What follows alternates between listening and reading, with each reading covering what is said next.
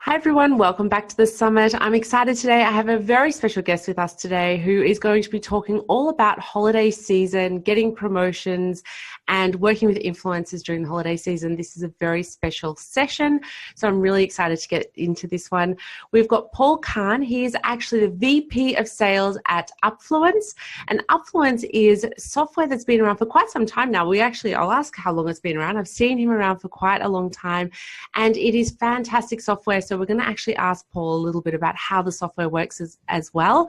But we want to be talking about the holiday season because it's upon us, and there's always some sort of holiday on. So, anything from Valentine's Day to Easter to Black Friday to Christmas to everything in between. So this is going to be a great session that's going to be able to be used many, many times over. So let's get straight into it. Let's talk to Paul. Before I actually start, I just wanted to share with you one of the statistics that they actually talk about on their website. They actually say that the return on investment working with influencers for every dollar brings in $6.50. So that's pretty amazing when you think of those sort of numbers. And I'm sure that over the holiday season, it gets even better than that. So let's welcome Paul and say hello. Hi, Paul. How are you today? I'm really well. Thank you so much for having me. Wonderful. So you have got a lot to share with us, but before we get into that, how about you introduce yourself to everyone, tell everyone a little bit about you and what you do at Upfluence and what you're going to present to us today. Absolutely. So as you mentioned, I'm the Vice President of Sales here. Upfluence has actually been doing influencer marketing for the last 6.5 years. We did it first off as an agency, and then about 2 years ago, we spun off our software into our software division, and we've been selling our software to clients from early stage startups all the way up to Fortune 500 companies, and it's been a great deal of fun. I live in New York City with my wife, and my wife is significantly cooler than I am. She is an Emmy Award-winning set designer, so that's always fun. Wow, fantastic. Yeah. What you have to tell us now, for what? She won it for the MTV Video Music Awards. I believe it was in 2009. Fantastic. Well, congratulations to her and congratulations to you for being married to her. Yeah, and a funny side story, the first person that she hugged after she found out was Paula Abdul, weirdly. So there you go. Fun story. Fantastic. Talk about an influencer. That's a big one there. Yeah, that's true. Yeah. So today you want to tell us a bit about, a lot about the holiday season and promotion, seeing that you've been doing it for so many years. I'm sure you've seen a lot of holidays and you've seen the differences over the years of how, especially now we've got Black Friday and we've got Cyber Monday and days like that. So I'm sure you've got a lot of things to share with us about that. So is there anything you want to say before we actually start the presentation? Yeah, I mean, the most important thing to remember is I'm going to give you some good rules of the road, some good clear guidelines about best practices and good ways to go, but nothing in the world beats great products and great creativity with your influencers. So that's going to be on you, but I'm going to give you all of the sort of infrastructure that's going to help make that work to the best of your capability. Fantastic. Well, let's get into it. After we've seen the presentation, I'm going to be taking notes while you're presenting, and then I'm going to ask you some questions at the end. When we're talking about influencers in the holidays, we really want to be thinking through the data that's going to help us the most and the thoughts that are going to help us the most. So let's take the case of a holiday campaign. As you mentioned, this can work for Christmas. It can work for Halloween. It could work for Thanksgiving in the United States or Canada or any of the other places that celebrate Thanksgiving. And you just want to think these things through in a very specific way. I like to think of the strategy of a holiday campaign by asking 3 questions: when, what, and who. Okay, so what we want to do is start at the beginning, not the end. I know this sounds very intuitive, but when you're thinking about Christmas, if you are thinking that you are going to be able to find people on December 10th to help you, you are doing it wrong. You need to be thinking about Black Friday, not Christmas. You need to be thinking about the beginning of of the holiday season, not the end. And then you need to work backwards from there. Our general rule of thumb is to try to find really great influencers 4 to 6 weeks before the beginning of the holiday season.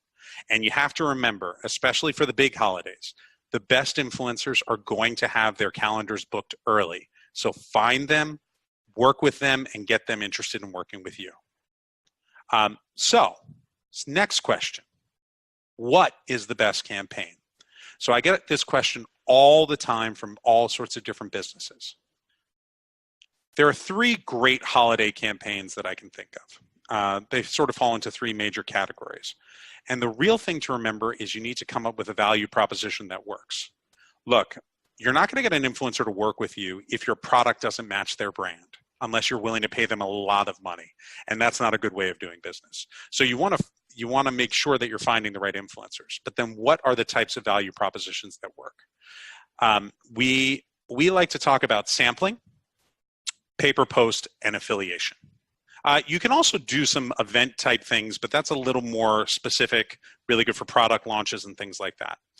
Now, if at all possible, my favorite type of campaign to run is a sampling campaign. You have a great product and it's on brand for the influencer. You could very well get amazing influencers who want to work for you in exchange for product or products. If you can make that happen and you can make that connection with them and you can tell them, I want your honest feedback on my product, you can sometimes get really great content. If you need to pay people, you can do that. You can pay them to post, but the price point will be much higher for you. And I can go into that in a little more detail. And it will probably take up a larger portion of your budget. And it's going to cost more than you think. You are not going to be able to find an influencer of real great value who's going to want to be paid $50 or $100. You should put that out of your head. If you want influencers who are really great, you're going to need to be paying them a lot more. And our platform can actually show you some estimates on how much that can be. The third version of an influencer marketing campaign that I want to focus on for the holidays is affiliation. That's where you strike a deal with the influencer and you say to them, hey, listen, I want to give you a piece of the pie for every sale that you help drive to my site. Now, this works really well, but it's low risk for you, which means it's high risk for the influencers. So if you can get them to do it, it works well, but it's difficult to get them to commit to that. Most influencers, when they're talking about money, want to do pay-per-post. I take a moment now and just to go a little bit more detail of sampling and why sampling works so well. When I was younger, everyone I knew asked me to help them move. Everyone. Because I'm a big guy, I can lift a couch. Okay, I live in New York City, up and down the stairs. And so you help your friends move out of an apartment, move into an apartment. That's great. Now in New York City, and most cities that I've talked to people, there is a standard payout for this at the end of the day. So at 5 o'clock, once everyone's done moving boxes, you settle in and you have a pizza and some beer, right? And you enjoy that pizza and you enjoy that beer and you have a sense of camaraderie. Now, if that same friend, instead of getting you pizza and beer, handed you $20 at the end of the day, you would feel kind of insulted. Think of that as a good model for why sampling works. You're creating a favor relationship. I'm going to give you something. I want you to give me something. One other really great side benefit of sampling. Let's say you have a great product that is retailing for $250.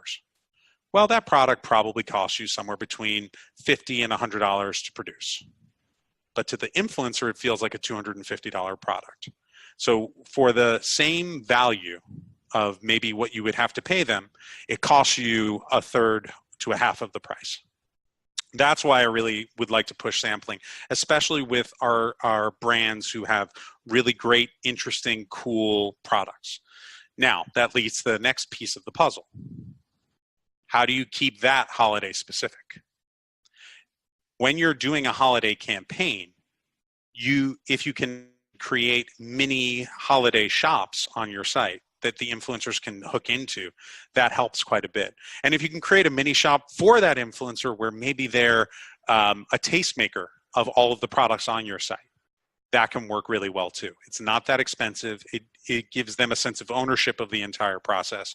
And if you say, hey, I'm going to give you these 5 products, please tell me, or something like that, that can work really well. You also want to make sure that you're asking for content that references the holiday in a clever way or in a sentimental way, but have a take. Don't just be buy this for Easter or buy this for Halloween.